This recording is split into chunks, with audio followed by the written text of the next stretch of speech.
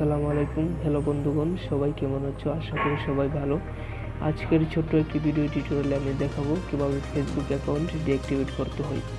আমরা অনেকে Facebook use করি, বাট ফেসবুক থেকে কিছুদিনের জন্য বিরতি নিতে চাই। তো আমরা ফেসবুক অ্যাকাউন্টটি সেই জন্য ডিঅ্যাক্টিভেট করতে চাই। তো আমরা অনেকেই জানি, আবার অনেকেই জানি না কীভাবে ফেসবুক অ্যাকাউন্টটি ডিঅ্যাক্টিভেট করতে হয়।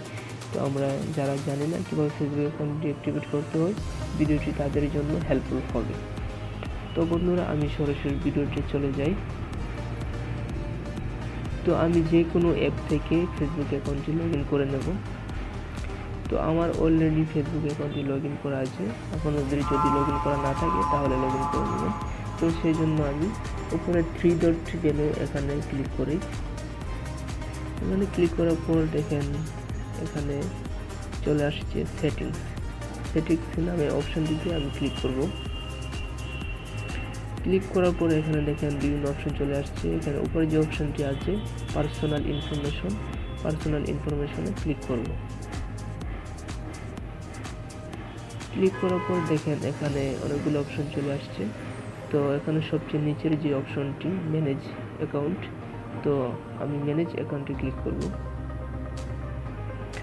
ম্যানেজ অ্যাকাউন্টে ক্লিক করার পর দেখেন বন্ধুরা এখানে চলে আসছে অ্যাকাউন্ট, ডান পাশে আছে ডিঅ্যাক্টিভেট।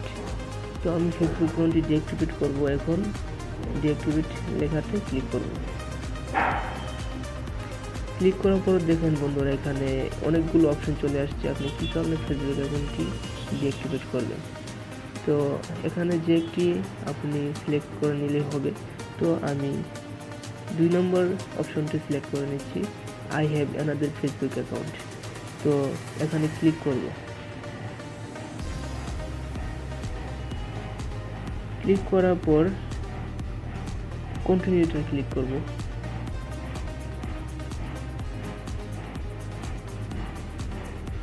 কন্টিনিউতে ক্লিক করার পর